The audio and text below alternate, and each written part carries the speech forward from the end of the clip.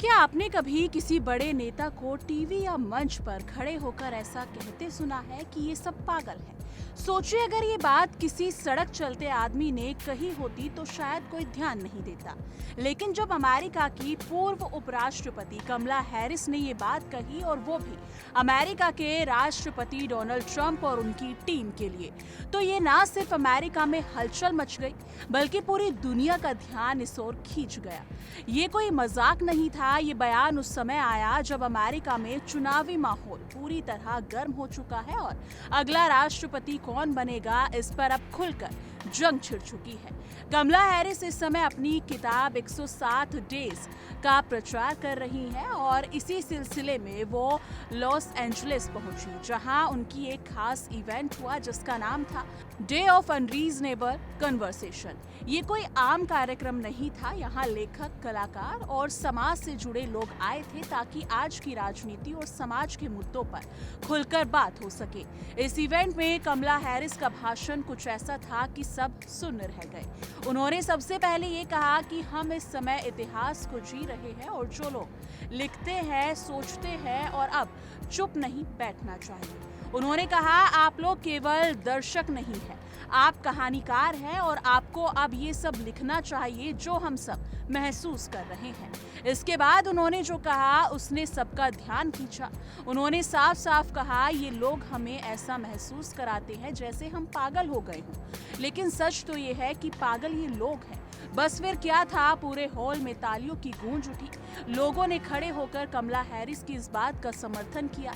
ये सिर्फ एक बयान नहीं था, ये गुस्सा था, दर्द था और साथ ही एक कड़ा राजनीतिक संदेश भी। कमला हैरिस ने अपने भाषण में साफ दिखा दिया कि वो अब चुप बैठने वाली नहीं है। इस बयान के पीछे गहरा कारण भी है। 2024 में हुए अमेरिका के राष्ट्रपति चुनाव। इन चुनावों में डोनाल्ड ट्रंप ने दोबारा बाजी मार ली और कमला हैरिस और जो बाइडेन की टीम को 312 इलेक्टोरल वोट से हराकर राष्ट्रपति बन गए। बाइडेन हैरिस को सिर्फ 226 वोट मिले। हारने के बाद कमला हैरिस को बहुत बड़ा झटका लगा। उन्होंने खुद कहा कि मैं उस दिन सिर्फ इतना कह पाई, माय गॉड। इस हार का दर्द मुझे मेरी माँ के गुजरने के बाद पहली बार महसूस हुआ। मुझे पहले से पता था कि अब क्या होने वाला है। जब कोई नेता इस तरह खुलकर अपने दुख और दर्द की बात करता है तो साफ समझ आता है कि राजनीति सिर्फ कुर्सियों का खेल नहीं होती, ये भावनाओं और भविष्य की चिंता से भी जुड़ी होती है। लेकिन कमला हैरिस यही नहीं रुकी। उन्होंने ट्रंप की सरकार पर गंभीर आरोप लगाए। उन्होंने कहा कि ट्रंप ने सिर्फ अमीरों को फायदा पहुंचाया और आम आदमी की जिंदगी और मुश्किल कर दी। उन्होंने कहा कि ट्रंप की सरकार ने गरीबों के लिए बनी योजनाओं और स्नैप और मेडिसिएट में कटौती की। इसके अलावा उन्होंने विज्ञान और एक्सपर्ट्स की सलाह को नजरअंदाज किया, जिससे देश का नुकसान हुआ। कमला हैरिस ने कहा कि ट्रंप ने लोकतंत्र की आवाज को दबाने के लिए सरकारी ताकत का इस्तेमाल किया।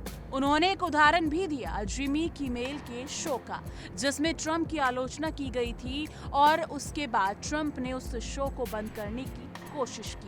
ये दर्शाता है कि सत्ता में बैठे लोग आलोचना से डरने लगे हैं और जो सवाल पूछा जाता है उसे चुप कराने की कोशिश करते हैं। अब आप सोच रहे होंगे, हमें भारत में बैठकर अमेरिका की राजनीति से क्या मतलब? लेकिन फर्क पड़ता है, बहुत फर्क पड़ता है। अमेरिका दुनिया का सबसे ताकतवर देश है और उसका राष्ट्रपति कौन है, इसका सीधा असर भारत अमेरिका के रिश्तों पर पड़ता है। डोनाल्ड ट्रंप के पिछले कार्यकाल में देखा गया था कि वो अमेरिका फर्स्ट की नीति पर चलते हैं, मतलब अपने देश का फायदा पहले, बाकी सब बाद में।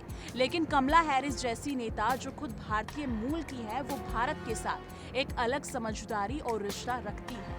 उनकी माँ भारत से थी और उनका बचपन भारतीय संस्कृति को देखकर बीता है।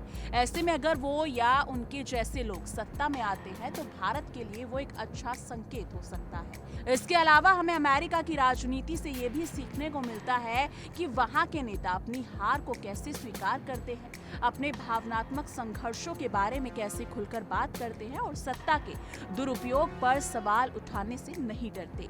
जहाँ हमारे देश में नेता हारने के बाद गायब हो जाते हैं, वहां कमला हैरिस जैसे लोग मंच पर आकर कहते हैं मैं हारी और ये मेरे लिए बहुत मुश्किल था।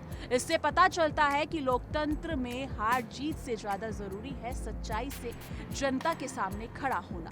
तो दोस्तों, सवाल सब आपसे है, क्या आप कमला हैरिस की बातों से सहमत हैं? क्या डोनाल्ड ट्रंप की सरकार वाकई आम लोगों की आवाज को दबा रही है, या ये सब राजनीति का एक खेल है जिसमें हर कोई बस अपनी कहानी सुना रहा है? आपकी क्या राय है इस मुद्दे पर? कमेंट सेक्शन में जरूर साझा कीजिएगा।